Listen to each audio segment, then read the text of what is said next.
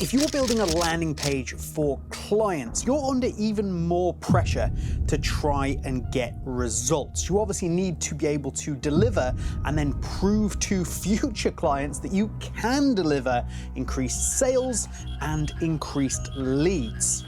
Your whole job is going to be judged by those specific metrics when you're building a landing page. However, sometimes clients are going to ask for specific things, which in all honesty, I think we know just don't make sense. There are things that clients are definitely going to push for, are definitely going to ask for, that you need to push back on. You need to be able to say, hey, look, this might be what you want. However, I would probably suggest we do this instead, because that's how you're going to get results.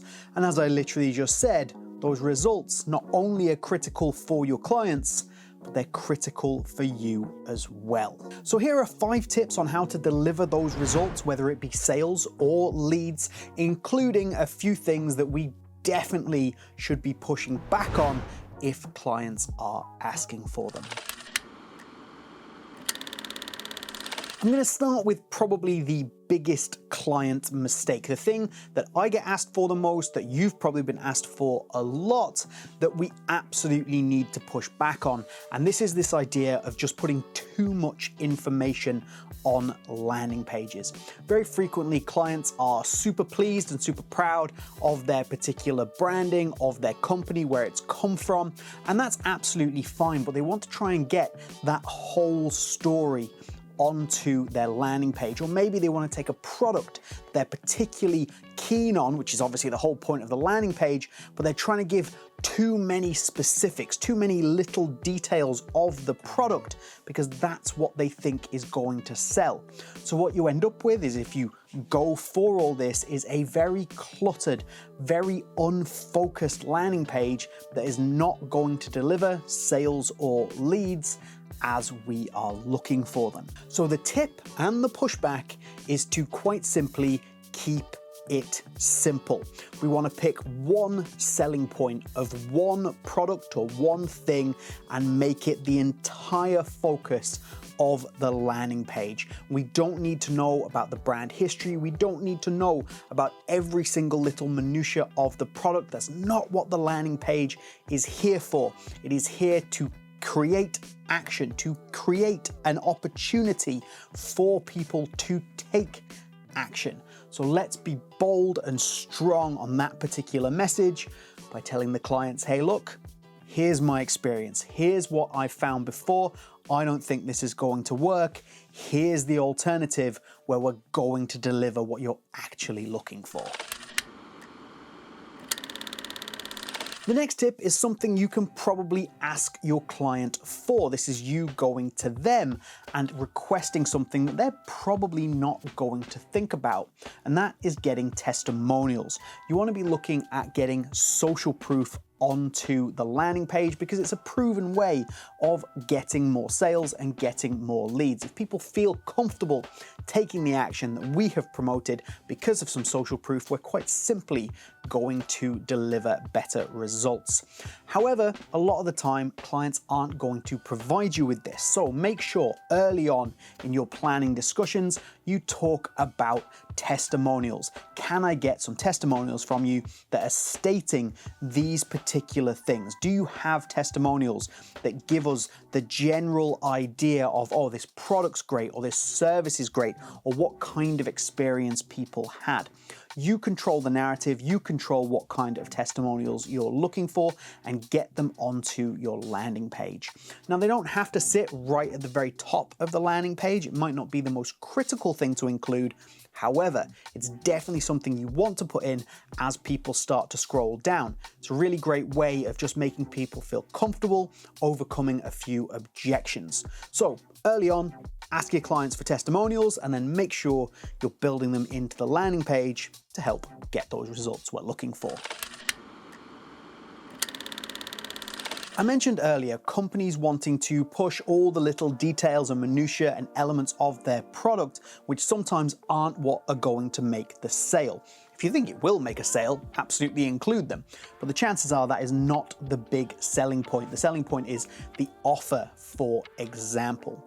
However, what we also need to consider are the downfalls or drawbacks of the product, which again, your client is potentially not going to be particularly forthcoming with, because there's always a way to work around these issues by overcoming the objections. So you've got to have a conversation with your clients to basically say, hey, look, I need to know what people's complaints are.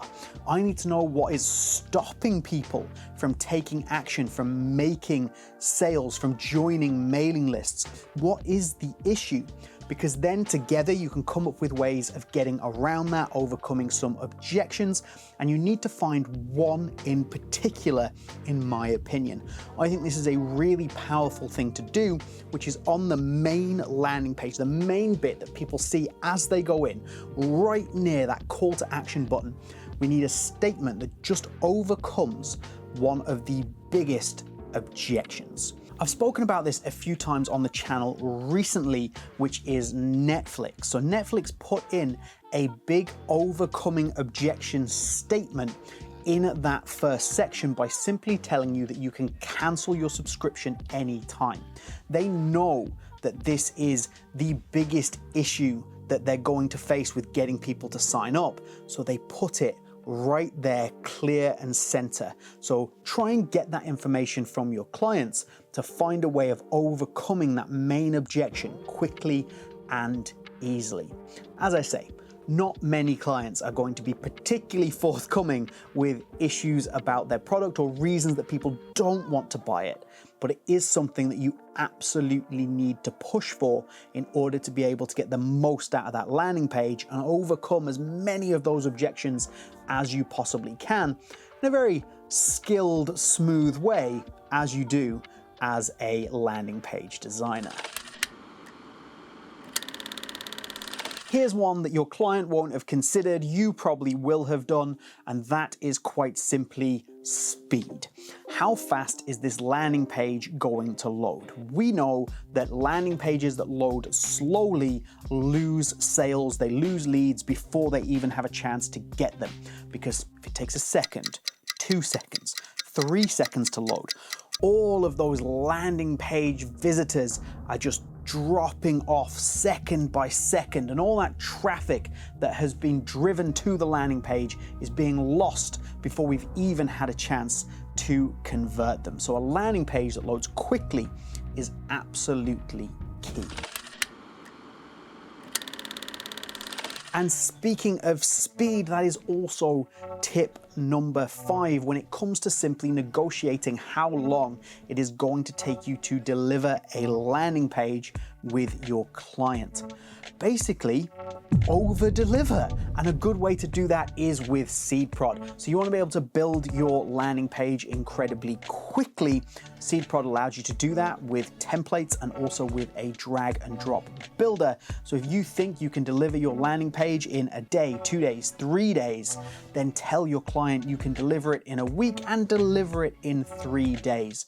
Under promise, over deliver. It's a great way to build a great relationship because you're hitting the timescale that they want anyway, and then just providing it so much faster, which can be helped with SeedProd. If you want to see just how fast I can build a landing page, it's going to take less than 3 minutes. Click on this video right here.